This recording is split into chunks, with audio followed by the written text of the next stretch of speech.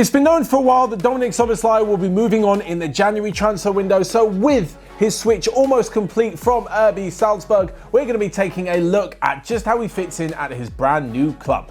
So just how has the Hungarian gone about making his name at RB Salzburg? Well, last season really was his breakthrough campaign. After playing in the Austrian second division, he moved up to the league champions, and last season with 9 goals or 14 assists in 27 games was deservedly voted the best player of the season. The thing is, you could probably point to the fact that the Austrian Bundesliga isn't necessarily the strongest, and he's playing for the top team alongside some top players. Although, when you look back to last January, Erling Haaland's transfer clearly shows that not only was he dominating in that division, but he had the talent to go and dominate in the rest of Europe as well. His record at Dortmund and his record in the Champions League attest to that point. So with Szoboszlai moving forward, things are looking pretty good for him. He will take to the Bundesliga, as it looks like his deal with RB Leipzig is going to be complete. At the time of filming, it's not done yet, but for all intents and purposes, he will be a player under Julian Nagelsmann come January.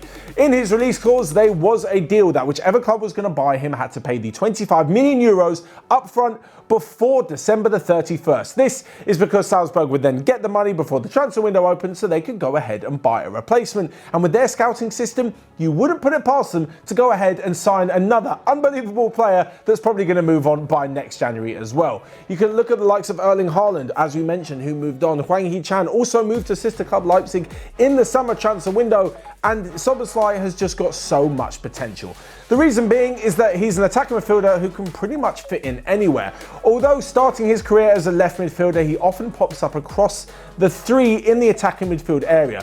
Not necessarily an out-and-out striker, but certainly comfortable in the centre and on the right as well. He can dribble, he's brilliant on both feet, very comfortable when running with the ball, and has a brilliant eye for a pass and a fantastic goal to boot as well. Something that Hungarian fans will definitely be willing to see a lot more of. His goal in the last minute against Iceland gave them victory and a route through to Euro 2021, where it's a good job that Leipzig are signing him up, because if he has a brilliant tournament, there's going to be a whole host of clubs who would have been even more interested in him from the start.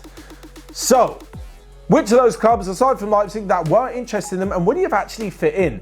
Well, I've got a few of them. First, Real Madrid. He looked to be Luka Modric's successor. He was a brilliant player who can move the ball forwards. We've seen Luka Modric do it. Whether it's running with the ball or passing forward, he's been such a key part of Real Madrid's trio in midfield. The thing is, for Szoboszlai to be the Modric heir, he'd have to move back to a more central midfield position. Like, his position would probably be more of a Hazard role, but he's definitely not going to overtake him.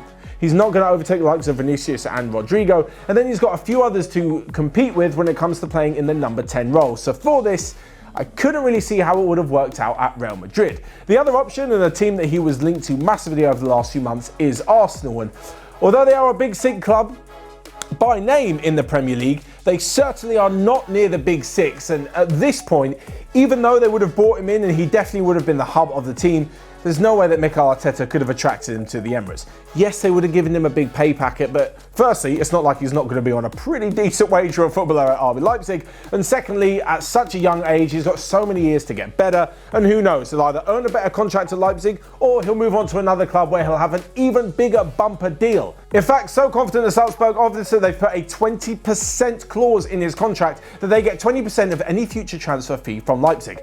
That's not 20% of the profit, that's 20% of the whole fee. Imagine him moving to, someone like Real Madrid, Manchester United, PSG, wherever, for like 60, 70, 80 million. That's a hell of a lot of money for Salzburg, and it's because of this that the transfer also fits perfectly into the Red Bull model. Now, we've seen so many players move between Salzburg and Leipzig because they're both owned by Red Bull. So the thing is, on top of being a fantastic footballer for Salzburg, a fantastic footballer for Leipzig, Szoboszlai is also a brilliant business asset.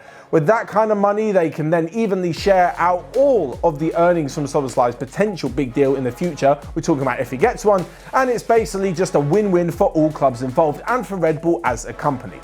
With that said though, let's talk about how he's going to fit into the pitch at Leipzig.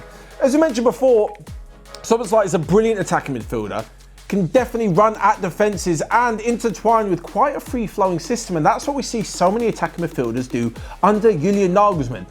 At the moment, I honestly think it's a really good step. Like, if you take away the fact that he's moving from one RB club to another, it's just a good move. He's taking a step up that's not ridiculous. He's moving to a far better and more competitive league, and to one where he's going to be playing in the Champions League a lot more regularly, especially as Leipzig now have Champions League football after the winter break. Look at the likes of Nkunku, who's really shined at Leipzig. The same thing with Emil Forsberg. They've got Marcel Sabitzer. They've also got Justin Kluivert on loan. They've got plenty of good attacking players who flourish in this system, so I'm sure Szoboszlai will be the next one to really show his worth. Having said that, this does mean that one of the Leipzig players could be moving on. Marcel Sabitzer has been linked with a move away, especially to Tottenham within the last few months, and Emil Forsberg has also been linked with potential moves out of the club. If Szoboszlai comes in, I can't see him starting every game first off. There will be a sort of period where he maybe works out how he fits into the team and gets confidence and gets a good run of games. But after that, if he really shows the form that he's been showing at the moment, he improves more under Nagelsmann and goes on to be the player that everyone assumes he's going to be, especially because he's been linked with so many clubs. He's obviously got very good potential. It's going to be the end of the time at Leipzig for one of those other attacking midfielders. The way that Leipzig play actually really suits him as well, because I think he'll be given a little bit less of a defensive responsibility.